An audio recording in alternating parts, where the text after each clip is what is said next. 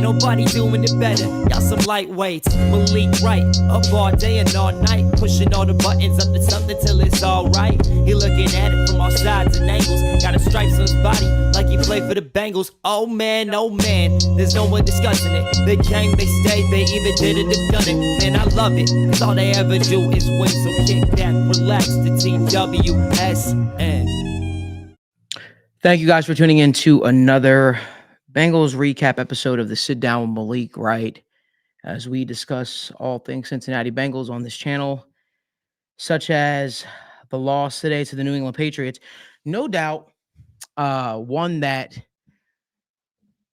I would say shocked Cincinnati to its core, shocked a lot of people, myself included. You really felt like this was going to be the year in which the team showed up, was ready to go, was raring to go. And that didn't happen. That didn't happen. And it didn't happen in a big way. Before we jump into all this stuff, do me a favor. If you can, give this video a like, subscribe to the channel, and turn on post notifications so you guys don't miss when we go live. You know, I really entered this season with the hopes that maybe, you know, we could discuss some more positive stuff. Maybe the Bengals wouldn't get out to a slow start. And none of that stuff happened. You know, the stuff that we were worried about in the offseason, such as the run defense, were things that reared its ugly head. By all things considered, the Bengals weren't able to stop the run, but I think the big thing is the offense's abysmal performance, their inability to get things going. They seem to lack that extra oomph, if you will. And, you know, I was on social media earlier and I see a lot of people feeling kind of ways, some people making excuses, some people, you know, fire Zach Taylor. I saw a lot of that. I don't know if I feel that conviction to feel that way to say we should fire Zach Taylor. But here's what I will say. If you're a Bengals fan and you're pissed, you have every right to be pissed. You have every right to be upset. You have every right to feel away. Let me paint a picture for you why I feel for Bengals fans. Cincinnati, the front office, the organization, told the fan base to stripe the jungle in orange. Stripe the jungle in orange, show out, be loud, and let's start the season off on a high note. They sold the narrative that Joe Burrow has finally played his full training camp, so we should be all systems go. Bengals fans packed their cars with their kids, went to tailgates, was pumped up, excited to see the return of Bengals football, the return of number 9, the return of Joe Shiesty. And you surely felt in your core that it was going to be a Bengals win, right? I mean, you're going up against the New England Patriots, new coach, career journeyman, and Jacoby Brissett. There's no way the Bengals don't win this game, right? There's no way.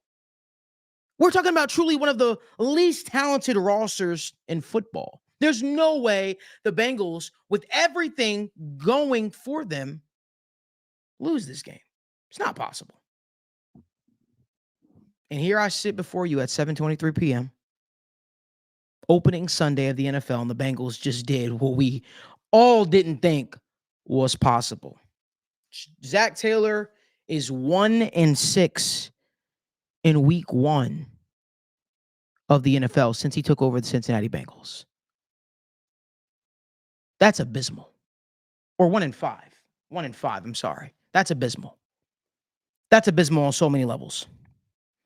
And I think at some point, we got to have the discussion about the preparation of your football team.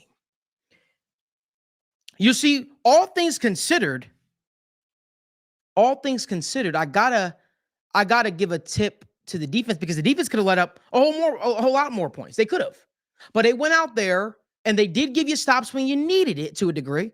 Trust me, they're not without fault. That tackling was atrocious, was abysmal. But did you have opportunities to win the game? Yes, you did. Yes, you did. And I don't think anybody's up here taking victory laps. I'm certainly not up here taking victory laps. All I'm simply saying is, at some point, I have to question this team's ability to prepare early on. There's plenty of blame to go around. There's the play calling, which was truly atrocious at points. There's Joe Burrow's unwillingness to push the ball down the field at points. And then you have the crucial turnovers that all happen within the 25-yard line from Charlie Jones. There's so much that I could point to. But again, as you guys know what I do on this recap show, we peel it back layer by layer. You know, there's a guy that the Bengals picked up in free agency. You might have heard of him before. His name is Mike Gesicki, and I raved about him. I talked about him. Can someone understand or explain to me why Tanner Hudson is getting more snaps than a guy like, I don't know, Mike Gesicki in the red zone, when clearly Kyle Duggar, doesn't matter who, they didn't have an answer for that guy.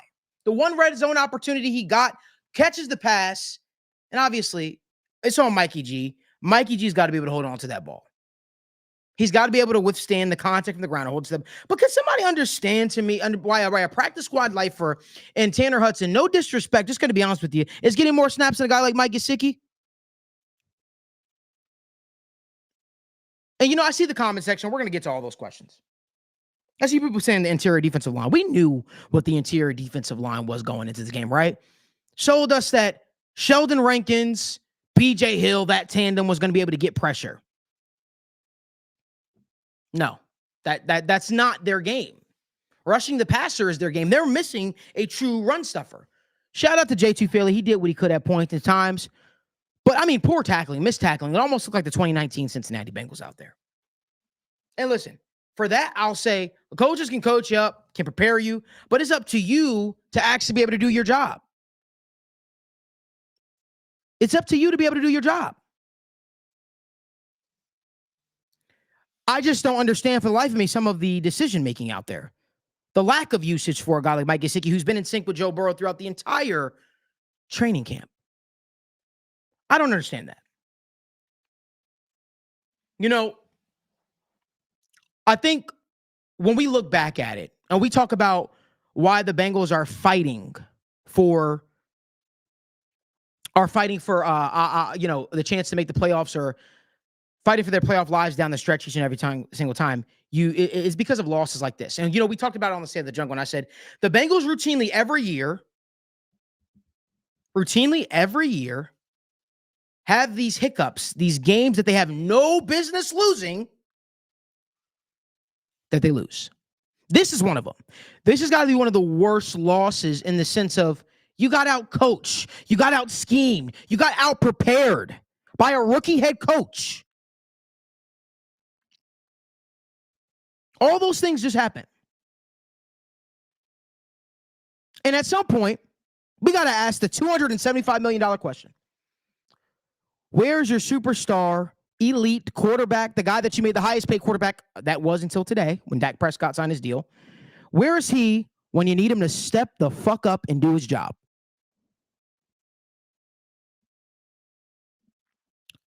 The conservative game planning is something that always rises up as a thorn in this team's side. You have Joe Burrow. You have Jamar Chase. I don't care how disgruntled, how pissed, how angry he is. That's what you have. You have a talented receiving core. And you can't find a way to put up more than 10 points? Really? I don't care what doghouse a guy like Jermaine Burton might be in with said coaching staff or said coaching staff member. That guy is wildly talented. And I understand there comes down to be a question of being reliable. But if we're talking about it, that guy could have helped you out today. He didn't need to be in there for run plays when Jamar Chase wanted a breather because he was upset. If we're going to have a conversation, let's have a real conversation. Let's have a real conversation. And I see comments down there, people saying the O-line was bad. O-line was bad in spots, but O-line was also very good in spots. Definitely looked improved to me. The holding the ball doesn't help. lack of receivers getting open doesn't help. And are you going to sacrifice your ego or whatever doghouse this said player is in, where you don't want to play him, where you don't feel like you need to play him because you're trying to prove a point? That's my thought process. At what point does winning become the primary focus? At what point do we say we want to win? At what point? You know, it's easy to simply just say the offensive line's bad. The play calling was bad. The receivers weren't getting open. Conservative-ass game plan. You let the New England Patriots go out there and control the line of scrimmage, and you punch you in your mouth and tell you to do something about it, and you did nothing. That's what happened today. That's what happened today. You got to put your feelings aside. It comes to winning. The maturation, the growth of a guy like Jermaine Burton's going to come over time. But you can't tell me that Trent Irwin, no disrespect, Andre Osaba is more talented than that guy. They're not. They're not. Yes, and I agree with you, Dottity. It was a shit show out there. It was an absolute shit show out there. The same concerns that we had all this time were concerns that reared its ugly head again today. The New England Patriots did what they wanted to do on us. And now the Bengals have to travel to KC to take on their rival, the Kansas City Chiefs, who are one of the more loaded teams in the NFL, who literally just won a Super Bowl. This was supposed to be the Bengals' opportunity, the Bengals' chance to make a statement, to get up on the division, and they didn't do that. They didn't do that. And then you're met with the same responses. We have to look at the film. We have to figure out what it is that we need to do, the whole 9 yards, yada, yada, yada. That is what you are heard. That's what you hear in these post-game press conferences. I don't even mind why. I don't even bother even listening to them at this point. It's called coach speak, all bullcrap. The simple fact of the matter is you have a training camp, you have a preseason, you have weeks to prepare. And this is the product that you put out there. You get your fan base pumped up, excited for a moment like this. And this is the shit show that you put out there. Again, I don't care feelings that I ruffle. I'll probably get a text message or two of people being pissed at me. I don't care. I don't care. Somebody's got to say it. Somebody's got to be honest. Somebody's got to hold your feet to the fire. And guess what? That's going to be me without being told that I have to delete tweets and not say certain stuff on shows. That's what you're going to get with this show. It's annoying. It's annoying that the New England Patriots came into Cincinnati and they ran roughshod over the Cincinnati Bengals. That's upsetting. And the thing is, you knew what the issues were coming into the season. You knew the interior of the defensive line was going to be an issue. You knew it. It was clear as day. Daniel knew it. I knew it. We could all tell. Damn, it looks a little rough. But you try to put a Band-Aid over it and you say, you know what? Nah. Sheldon Rankins and B.J. Hill, two guys that were third down pass rushers majority of their career before they came to Cincinnati. Those are going to be the guys that are going to answer the call for missing DJ Reader. Come on. Listen, at the end of the day, I'm going to say what I need to say. I'm going to start speaking more truthfully. And I hope you know, Bengals fans, I love you guys. I fucking love you guys. I really do. I feel for you. I'll never settle for mediocre. I'll never settle for bullshit. I'll never tell you, oh, it's green if it's red. That's not me. I'm going to tell you like it is. That was a shit show performance. But guess what? The same thing that I've been saying for years. Well, the first 2 years that I moved out here, this team has no identity. It's the same thing. If you have an identity, you could lean onto said identity when shit hits the fan. You see, moments like this is why I'm happy I'm not credentialed with the Bengals, because I don't got to worry about people saying, don't say this, don't say that, blah, blah, blah, blah, blah. Very similar to how they say, you can't take pictures anymore of players coming across the street. Listen, the fact of the matter is this is a shit show performance. If a team that is trying to compete for a championship This was the result. This is what you do. And then we hate when national media goes out there and say the Bengals or this, that, and the third. And while I agree that is a little excessive, damn, did you not deserve it? Joe Burrow and the Cincinnati Bengals lost to Jacoby Brissett and the New England Patriots. Get fucking real. Are we serious? Did that just happen? Did that just happen?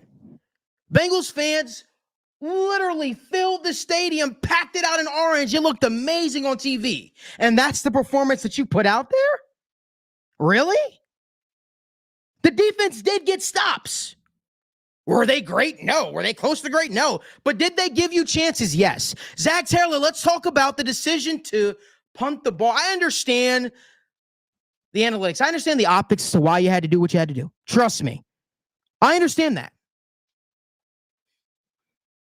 But can you understand that this team, meaning the New England Patriots, were controlling the line of scrimmage against you all day, and all they simply needed to do was get a mere two first downs, and your team was struggling tackling all day, and all they had to do was play jumbo, right, and get their jumbo package in there, and then run the ball down your throats, a lot like what they did to secure the game. And you know what you said? You said, nah, we're going to punt it. Listen, I understand the optics. Ryan Rico was having a great game. But you have to understand, our defense was not having a good day tackling. You had to realize that. And if there's one thing the New England Patriots were going to lean on that we talked about on State of the Jungle, that Evan talked about on Know Thy Enemy, it was the Patriots were going to try to lean on the running game to beat the Bengals. They were in a situation where you literally handed them the game on the silver platter. You paid Joe Burrow to make him the highest paid player, the highest paid quarterback in the National Football League. And what you said? You said, let's take the ball out of that guy's hands. Miscues all around, man. Miscues all around. At what point are you just going to trust that guy that you paid? At what point are you going to say, Joe Burrow, put the team on your back, make something happen? At what point? You gave them the game. And there's no excuse for it. There's no excuse for it. I'm trying to understand what the logical reason was you punted that ball back to a team that was dominating you in the trenches. I don't know, man. The significance, the chances of you winning that game went down significantly when you punted them the ball back. You knew what the issues were. And the issues, guys, is you can say it's one game, and it is one game. Am I overreacting? Sure, maybe. Do I think I'm overreacting? No. Because guess what? This is a sample size now that we have 6 years of. Starting slow. And we've seen it time and time again. It hurts this team. Conservative ass game plan hurt this team. You know, it took you damn near almost 4 quarters to finally put a score on the board, to realize what was working. You knew the Patriots were going to make you dink and dunk and take the deep ball away, take those big explosive plays away. I'm sorry. You knew that already.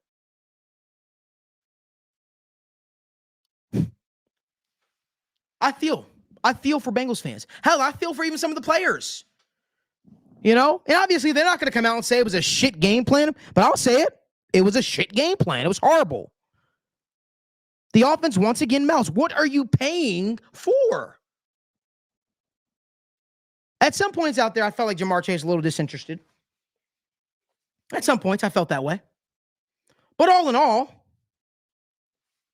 he still performed. He still was out there for his team. He talked about how the fact that he had food poisoning. I can understand. I can only imagine how he felt. I've had food poisoning before. I know how that feels. It was a shit game plan. The fact of the matter is, this is a team that we all said they needed to start fast. It builds up confidence in these guys. Builds up confidence in these guys. It builds up confidence in this team that, hey, you know what? We can break through. But damn, you lose to the New England Patriots in a home opener. And you know, the Bengals aren't gifted with home openers quite often. You lose to the New England Patriots in the home opener. And now you know, I don't even know where to pick up the pieces at almost at this point, because that was such a dropping loss. Such a jaw dropping loss.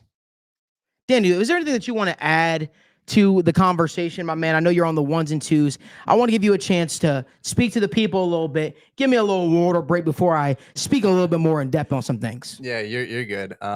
First off, the chat's loving this, and we appreciate you guys tuning in. Make sure you guys like this video and keep commenting down below. We're gonna get to you guys' questions as well.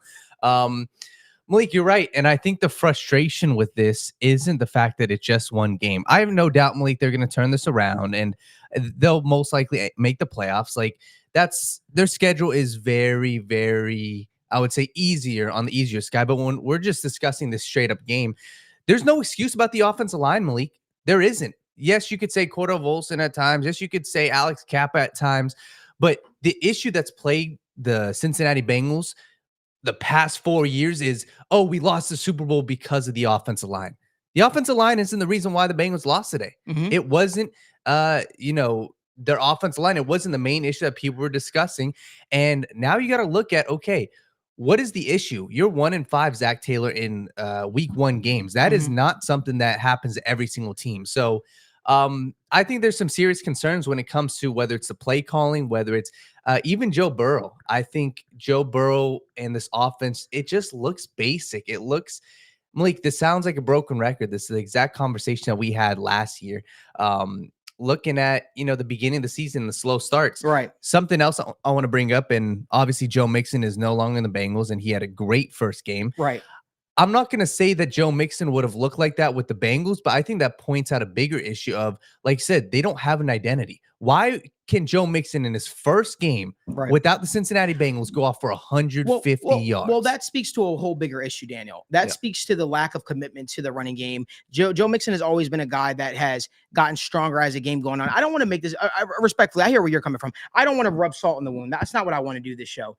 You're right, though. You are right there, but that speaks to a larger issue. That speaks to having an identity. That speaks to cult. That speaks to so much more than just that. But keeping it on the Bengals today, I agree with what Parker Blake is saying in the comment section. Me personally, I don't feel like the offensive line looked like dog shit. I disagree with that sentiment. I feel like a lot of people are just saying that because it's been the easy thing to say before. I think where you saw the Patriots getting home a lot was you saw them getting home on blitzes. They had that one player, I forgot his name exactly. He was running, creating a lot of pressure, a lot of chaos at points. He's the same guy that, he's the reason why they traded away a guy like Matt Judon. But all in all, I thought Keon White. Yeah. I thought all in all, the offensive line did fine. I thought the offensive line did well. They were getting home with blitzes.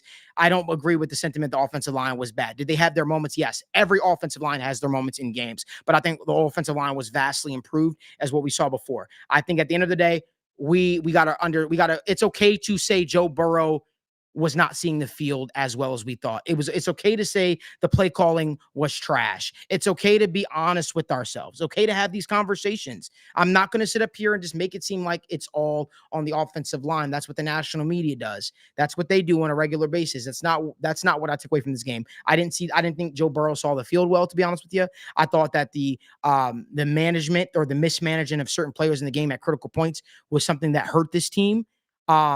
So yeah, I think that egos need to be checked in some ways. And that's where I stand on it a little bit. Yeah, and we've got a lot of people talking about the Jermaine Burton thing. And the Jermaine Burton thing, it's not the fact that, listen, he was out there for run blocking plays. And that's exactly what they used to do with guys, their 5th and 6th string wide receivers. And when people are talking about the Jermaine Burton thing, I agree with you. If you were, and obviously the coaching staff has the reasons, but Malik, if they were looking for the best possible way to win, I struggle to really believe how you don't keep Mike Gesicki out there for more than 7 snaps in the first half. To me, that's ridiculous. Right. Like Eric All, I think is great. I think Tanner Hudson is fine. But are those guys helping you win right now over Mike Gesicki? I don't think so. And I think if I were to guess, they want to have a rotation of tight ends. They want to keep everybody fresh. I just think that's the wrong way to go about it. And especially, Malik, after seeing that touchdown pass that obviously was dropped, they didn't use him on another route that was similar to that. It was just 5-yard dink and dunks. And that's where my issue with the offense really lies is they didn't test it out. So it really leaves two things, Malik. Is it Zach Taylor or is it also Joe Burrow being timid? I think it's a little bit of both, and I think there was some timid play out there. I think it could be corrected. Obviously, it's his first time coming back after another major injury where he tore ligaments in his wrist. That play that you saw was a Cincinnati staple where you check it down to Yoshi Voss, but this time it was behind the sticks. There were definitely some issues that you saw with play calling. The one thing I will say is sometimes it kind of gets better as the week goes on. They always seem to come out prepared for the Kansas City Chiefs, but I think it's one of those things where you're almost dreading it a little bit because you're like, all right, this is a bad stain. This is not what you expected it to look like for the Bengals. I don't know. For me, it's one of those things where I think there's a lot of blame to go around. I thought the defense tackling was putrid, was horrible. Listen, we could talk about the interior of the defensive line all we want, which I agree, big major issues. But the tackling on the outside, the tackling from the line, the missed tackles from the linebacker, the missed tacklings from one of the best, he's allotted as one of the best run defenders, edge run defenders in the league, and Sam Hubbard. Those are something that kept rearing its ugly head. Did the team just instantly forget how to tackle? This is why we talk about starters playing the preseason. It's not enough to just play these guys one drive. Play these guys a half. Play these guys get these guys into real game action. This is something that has been a staple. At some point, you have to look at the slow starts and say it's something that we're doing wrong. And if you keep doing the same thing over and over again, expecting a different result, it'll never work out for you. If you keep saying we're not going to play our starters in the preseason, we want to make sure we take it slow with them, or we want to make sure that they're ready for week one, and it produces these results. Like, what are we doing here? It's something that keeps rearing its ugly head over and over and over and over and over and over again. You don't just lose one guy and the whole team forgets how to tackle. That's not how it works.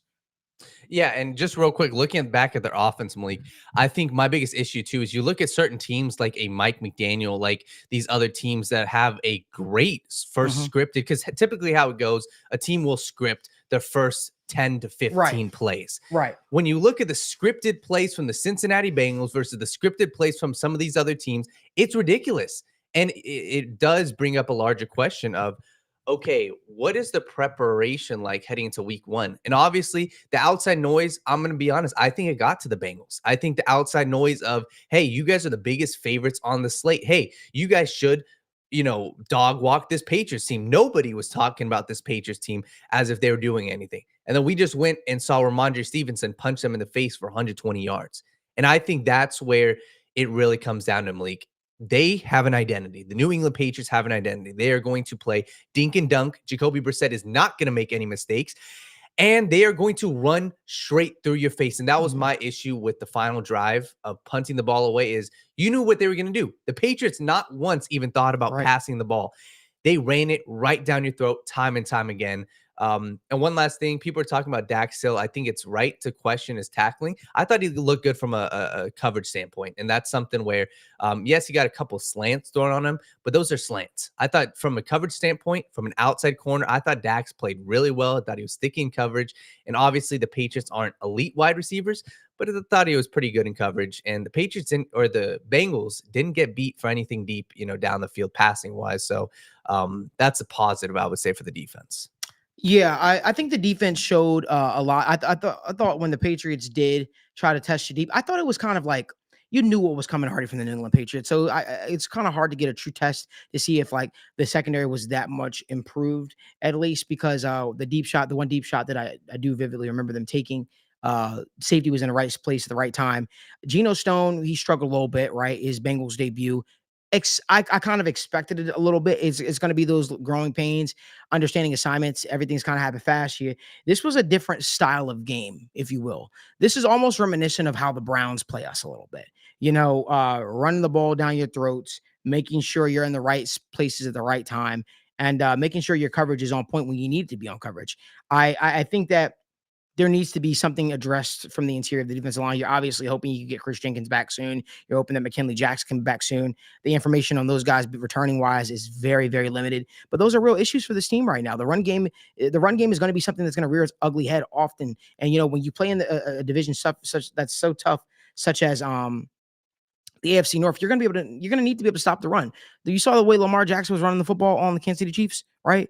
You saw, even though I think Derrick Henry's a little bit washed, you play some really talented running teams this year. You play the Philadelphia Eagles and Saquon Barkley, right? The Browns are typically a team that can do well running the ball on us. Doesn't matter who they line up back there. The Pittsburgh Steelers are probably going to have one of the more improved running teams this year, from a zone standpoint, because Arthur Smith is one of the best zone running offensive minded coaches in the league. That's going to be an issue that they're going to need to correct. Hell, if it's not on the roster, they might need to have a conversation about going out there, trading for a guy, picking a guy, doing something, because guess what? Expecting this to be like, oh, this will blow over. This was just a one-time incident. This was just a one-game incident.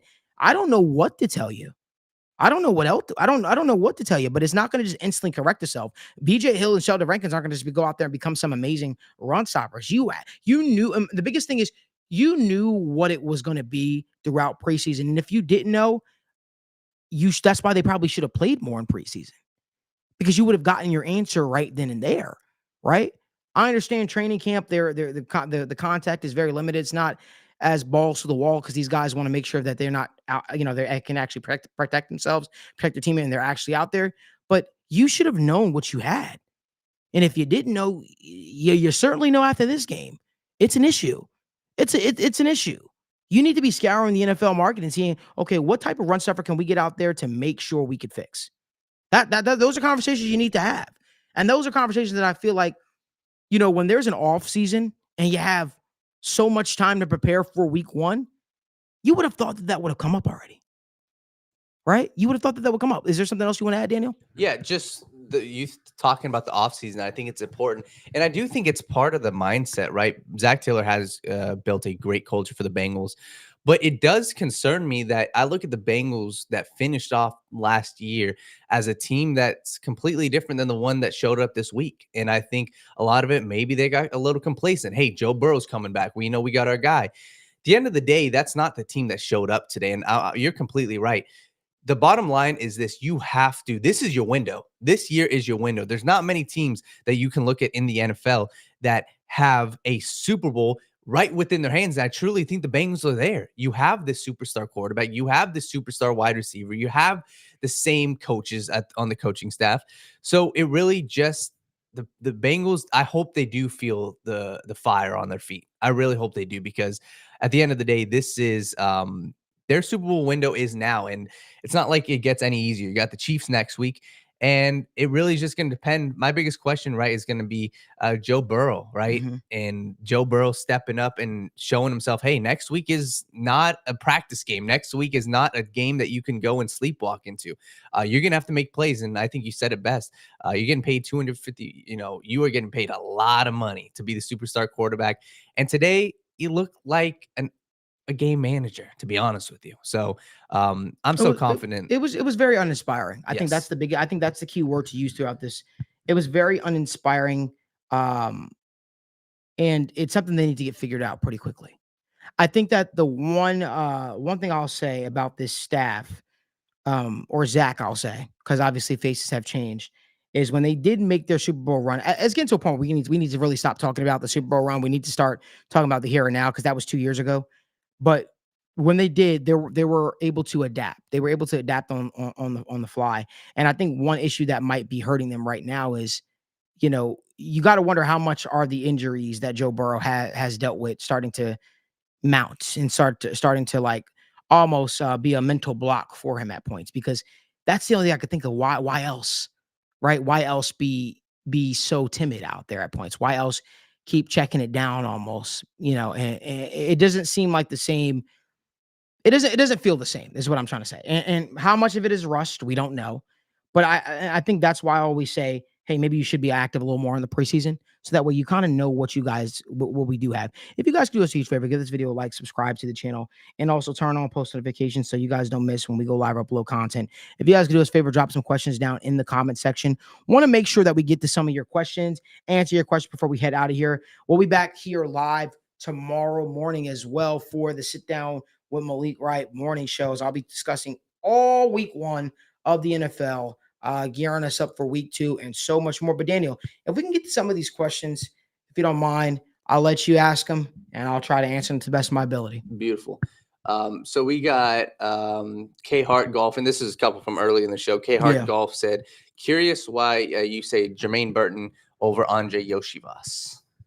I just think that comes down to a comfort thing. Yoshivas, this is year 2 for him in the system. And, they raved about Yoshivas all year, right? Raved about him I'm not all year, but all off season. They talked about the strides he's made. And I can't help but think that this was something that they wanted to see in full game effect. And Yoshivas definitely made some plays out there. We know the type of talent Jermaine Burton obviously is, but he clearly has to gain some, he has to gain some favor with the coaching staff. We had a question from Reggie. He said, does any of this, and talking about the offense, right? Does any of this fall on their new offensive coordinator, Dan Pitcher? I mean, it'd be kind of Zach calls the plays. Dan obviously pitches in to some degree, no pun intended there. But I would say that, but no, this has been the same reoccurring theme since Zach Taylor took over here in Cincinnati. I will say his debut as a Cincinnati Bengals head coach when Andy Dalton was here was pretty cool. You saw the offense do some really unique things. I don't know if we've seen those unique things happen since that year. From an offensive standpoint, it feels like they had the ability to mix things up and be and change up their style of play offensively at points in times. But it feels like sometimes they kind of wait as the season progresses to kind of roll those things out. It was a very, very uninspiring effort from the offense though today. We had a question from Malcolm Wilhelm. He's talking about next week. He said, if the Bengals lose next week, is the season over? No, it's not. The season's not over, but I will tell you right now, that would be huge, huge damper on what this team wants to accomplish. You lose to the New England Patriots, who's one of the least talented teams in the NFL, right?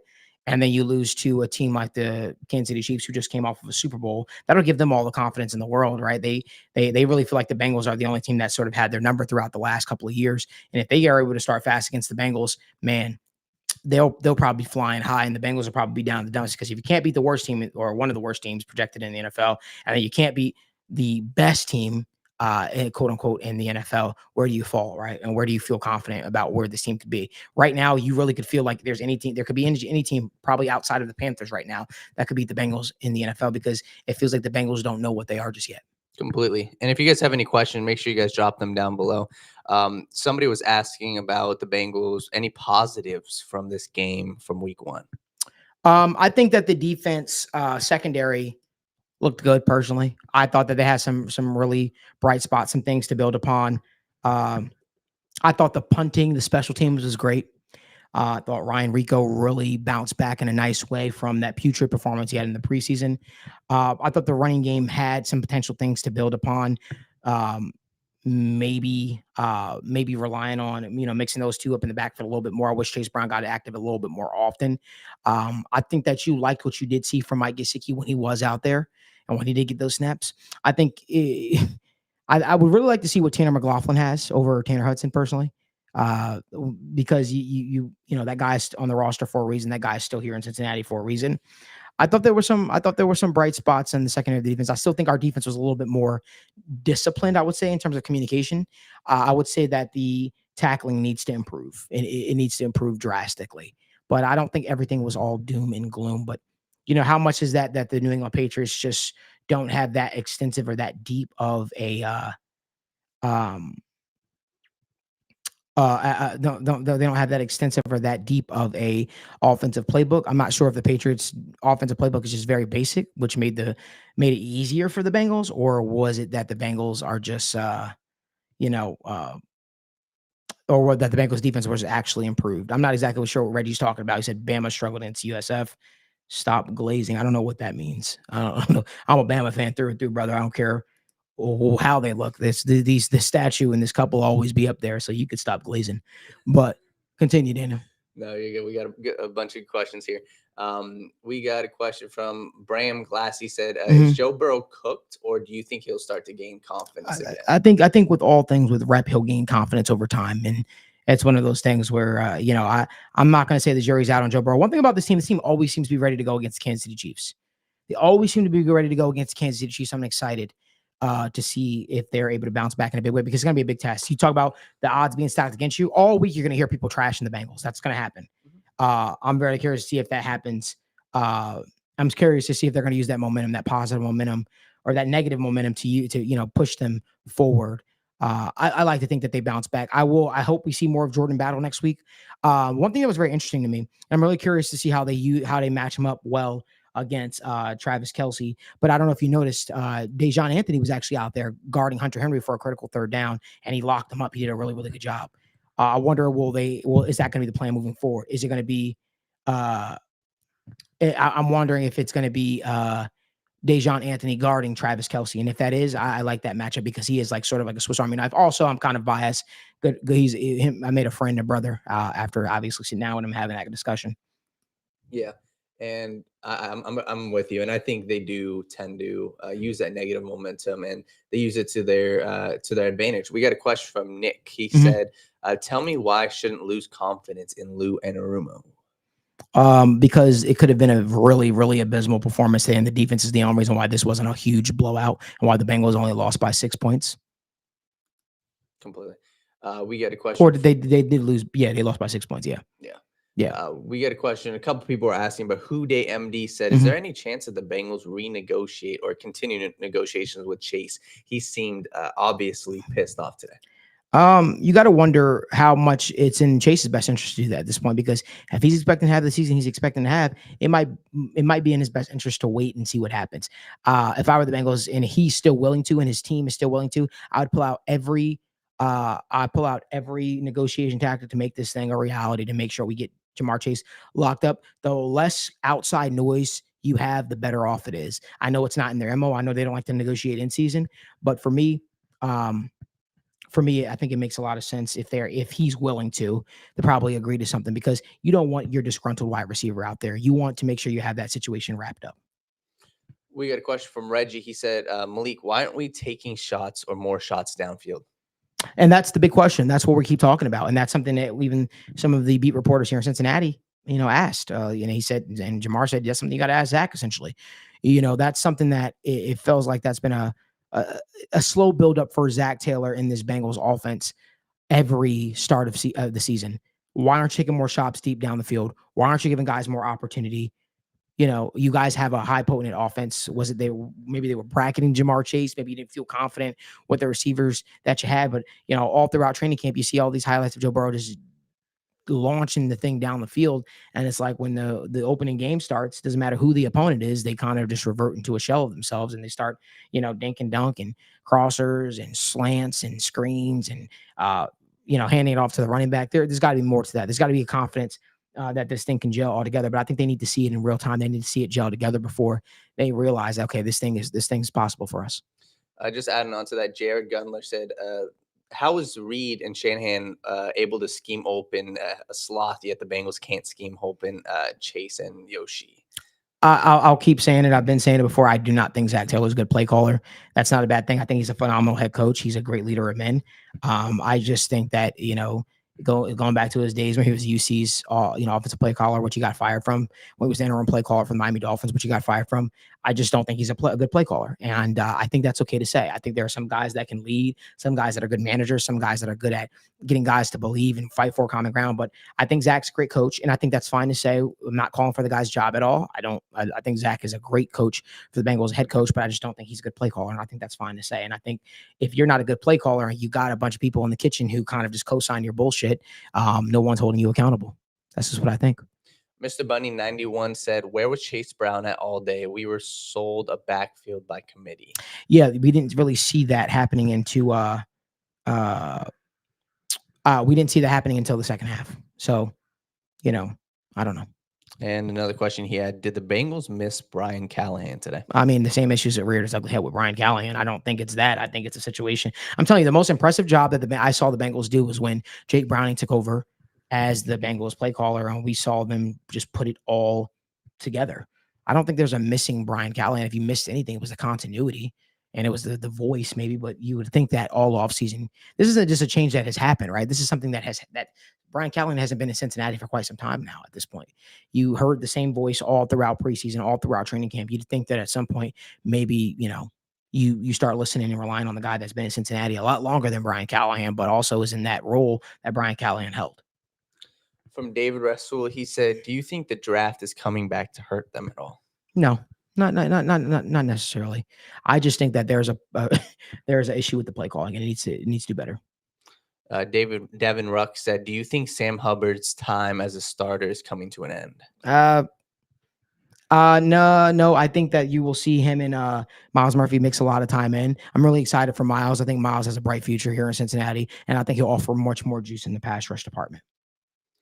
We got another question. Mhm. Somebody was asking about the defensive line. What would you do? And this is also, maybe we can hold off on this, but Jess Shrek said, "Who is a player that you'd want the Bengals to trade for?" I don't know if there's anybody on the tip of my tongue. Maybe I'll talk about that more tomorrow morning on the Sit Down Malik Wright morning show. But I'll say this: if you want a quick fix or something you're looking to do, Sam Hubbard needs to let his ego go, and Sam Hubbard needs to get moved inside. I'd like to see Sam Hubbard rushing the passer inside and have Miles Murphy on the edge, or vice versa.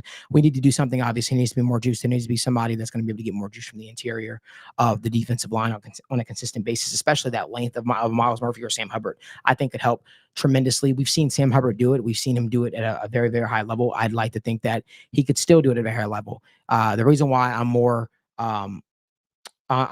pushing for that is because we've seen both of those guys move on the interior, and we've seen them be able to generate pass rush. Hell, you could do it right now while Miles Murphy's out and put Joseph Asai out there. We keep raving about Joseph Asai. We keep hearing about how Joseph Asai is ready and how Joseph Asai can, he's ready to take the next step and how he's the most healthy he's been all year. Well, now let's put that to the test. Let's move him to the edge. Let's move Sam Hubbard inside, because clearly there seems to be a lack of juice there in the pass rush department. But maybe it'll help amplify their rushing defense as well. From Chak Kakani, he said, "Did you feel any negativity?" And I'm sure he's asking about just the overall players. Did you feel negativity in the game today? No, I don't want to say I felt negativity. Then again, wasn't on the sideline. I'll just say that it felt like they had a sense that they felt like they were going to come back until they didn't come back. And I think when they didn't come back, it was a shock to everybody. Rick S said, "What would you do at linebacker? And overall, what was your analysis of how the linebackers played today?" I thought the linebackers played okay. I got to go back and watch the film. I thought Logan Wilson did well. I thought Jermaine Pratt missed a lot of tackles out there. And maybe it wasn't he just missed a lot of tackles. Maybe he just missed key ones that just popped on film. But again, it's going to be one of those things where we just got to go back and see. I think it's easy to look at the linebackers at a deeper level when, you got guys getting to the second level, and they're forced to sort of make tackles, or when they're missing or blown by the running backs or missing their assignments. I think it's kind of easy to look at that and be like, man, things didn't look good out there. But I think all in all, linebackers did their job to a degree, but it didn't help when the defensive line were missing tackles, and then those guys were getting to the next level. And then we have some people who are talking about some potential guys. They said, like Blake Meek said, Jonathan Allen from the Commanders could be an option. That's going to be a lofty pay. You have to give up a lot for that guy. And then Reggie had another good question. How did we keep getting beat by Jacoby Brissett's feet? Lack of containment, lack of people doing their job, people trying to do too much. Yeah. Want to get a couple more? Yeah, let's get to a couple more before we head out of here. We had Derek from a little while ago. He said, "Lou, why didn't he stack the box and just trust the coverage?" Don't know. Disco Potato said, "Who would you bring in as an offensive quality control assistant to keep Zach and his ideas in check? Or what would you do with the coaching staff?" I would give up play calling. And allow your new offensive coordinator to try and call plays. So that way we can figure out if he's dog crap or not. I think that maybe having the guy that works with the quarterback the closest call plays could be beneficial. But I'm told on a regular basis, Zach Taylor is a good play caller. So as I was told last year, stop suggesting on your show Zach Taylor is going to give a play calling. It ain't going to happen. So it's just something that's non-negotiable. So I don't know what to say at this point. He says it's a committee situation. We heard that Pitcher was going to have a bigger hand in things. There were a lot of people that were interested in Dan Pitcher. A lot of people that felt like Dan Pitcher was ready for this opportunity. So I don't know. I think part of being a head football coach is killing your ego.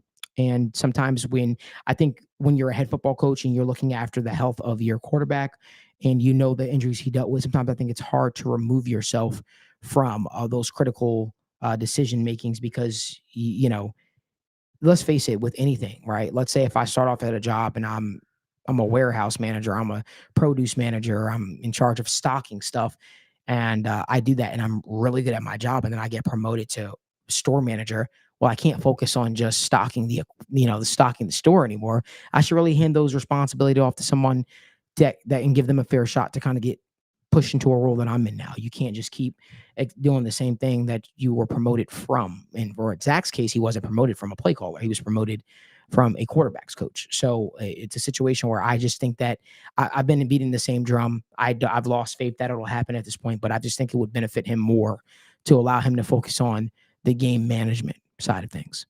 We got a good question from our guy at TWSN, Grayson Hodges. He said, Malik, give us a silver lining or something to hold our hat on to heading into next week. Sure. I'll say this. The Bengals always are prepared for the Kansas City Chiefs. They're typically ready to go.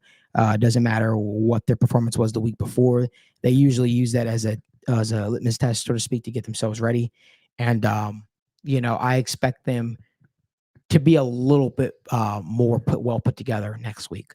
Especially, I expect to see the explosive passing game plays, but it's also the way the Chiefs kind of play you as well. It's going to be a fight back and forth. Both teams are going to be throwing shots at each other. I expect both teams to be ready.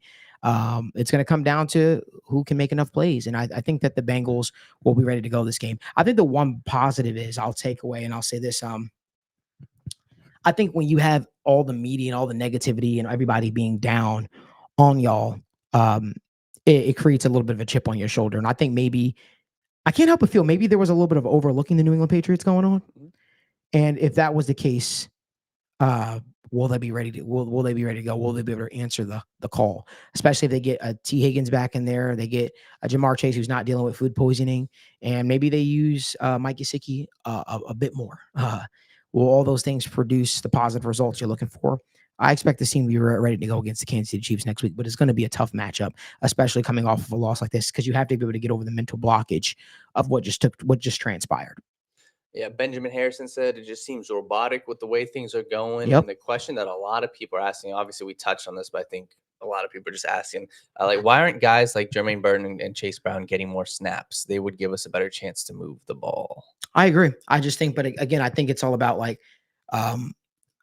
building up that rapport, right?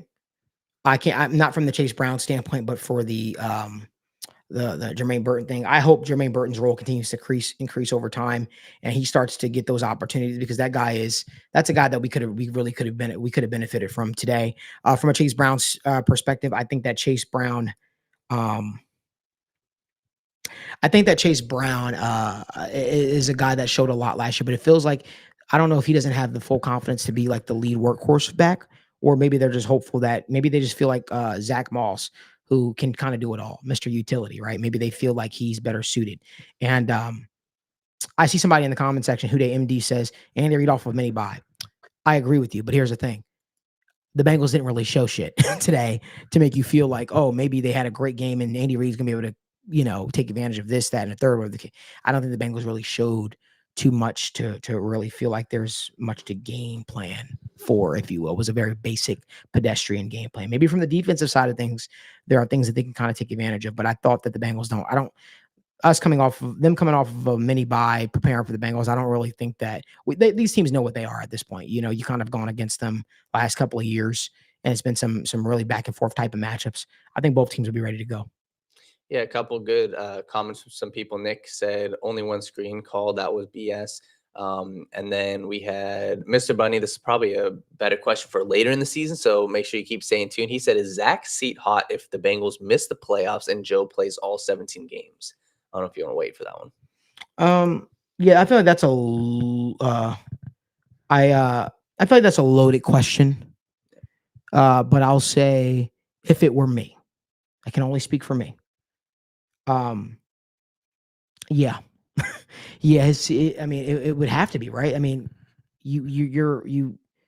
this is a talented roster. This is a team that's literally being projected as Super Bowl hopefuls, Super Bowl favorites, even in some media people's eyes. I think that if they don't make noise and Joe Burrow's healthy and Joe Burrow is able to do that, and they're not able to really push for something, I feel like that's a no-brainer. I feel like you have to say a seat would be hot. But will they actually do that? Well, this is an organization that is very I would say they're very set in their ways at point in time, and they like to give guys an opportunity. But who knows, man? maybe they'll feel the pressure and maybe they'll be like, we need to do something different. I don't know. Nathan Falk asked a good question, just kind of about what like an offensive coordinator does. He said, how does an OC even perform their job if they can't even call plays? How can pitcher prepare them for decisions that he doesn't even know will be made? Right. I mean, all he can do is simply suggest things to Zach and offer up his opinion, offer up his expertise. At the end of the day, it's going to be up to Zach to take it or not. At the end of the day, it's going to be up to Zach to scrap it. But that's why Dan pitcher, Brian Callahan, why they sat up high where they sat, because they could see the whole field. The hope is they could see things from an offensive standpoint that the head coach at field level can't see. Again, it's going to be up to Zach to be able to take that advice. And maybe Dan Pitcher's giving crappy advice. Maybe Brian Callahan gave crappy advice. Maybe they're giving great advice and Joe Burrow is just changing the plays at the line of scrimmage like we know has happened in the past. Who knows? I just know that it's whatever they're doing right now is not working. Let's get to one more question, Dan, before we head out of here. Yeah, Mr. Bunny, we'll go to him one more time. He said, do you think the offense was kept pedestrian on purpose? They thought they'd beat New England anyway and not give KC too much tape to work with. I would say I feel like they overlooked. I feel like they may be overlooked. And this is what happens when you overlook. You get punched in your mouth. And when you get punched in your mouth, it's up to you to figure out how you're going to respond. And the true test is, are they going to be able to respond in a big way? Are they going to be able to respond in a big way against Kansas City Chiefs next week? That's going to be the big telltale. And let's get one more, Daniel. Yeah, Scott Tyler, he said, I had to step away. Will the Bengals go under center more? The offense is so limited in shotgun, and I kept hearing about how they would, but today they didn't show it. Say that one more time. Sorry. The Bengals said they were going to go under center a lot more this year, but they looked so limited, and they were just in shotgun all day. Well, I think that this is I think that this is a game where you kind of had to probably not do that because the Patriots had a very underrated run defense last year, very good run defense last year. And they probably felt like the best course of action to win was probably going a shotgun. But then again, guys, it could be Joe Burrow at the line of scrimmage changing plays. It really could have been because we saw when he was out there, they went under center and they were able to really impose their will. I got to believe it's a little bit of both. But again, that's pure speculation. I haven't spoken to anybody. I haven't done any digging. I just feel like from the strides they made towards the end of last year to what they were in this game, it looked like a lot of the Bengals' growing pains that we saw before Joe Burrow went out last year with his injury. And you'd hope that, maybe at some point we can kind of get this crap pushed aside and we can really see Joe Burrow out there, being willing to work with the coaching staff and the coaching staff being able to marry that together with Joe Burrow's game and really seeing some positives. But I feel like we were left with a lot to be desired today. That being said, appreciate you guys so much. Appreciate you guys for tuning in. We were almost live for an hour. We hope that you guys continue to join us each and every single week after a Bengals game at 7:15 p.m. We'll continue to talk all things Bengals and telling you like it is. I'm not going to sugarcoat it. Obviously, it might be an insider and all that stuff, but I'm going to tell you guys like it is. If people don't like what I'm saying, guess what? Put out a better product on the football field for the city, for your fan base, for your fucking team, at the very least. Do that. But this was an abysmal performance, and it was an abysmal showing, and it was a big loss. It was a big loss. But got to put that in the rearview mirror. You got to start focusing on the Kansas City Chiefs for next week. If you want honest, raw takes, unbiased takes, I have nothing to gain. I don't work for the team, none of that. Step up on here. And, every single week I'll hear you guys out. We'll let this show be your soundboard for you guys to give your opinions, your thoughts, your concern. And Nick asked, what time next week? Late game. Yeah, it'll be after that game. Probably I'll kind of give it probably like 8:15, 8:30, something like that. But I appreciate y'all for tuning in. I appreciate you guys choosing us to be your destination for to talk Bengals and things through. I hope to see you guys tomorrow morning. I'll be talking more Bengals tomorrow morning after I got a chance to watch some film and stuff like that. I'll be talking some more Bengals tomorrow morning at 10 a.m. Eastern time for the sit down with Malik Wright.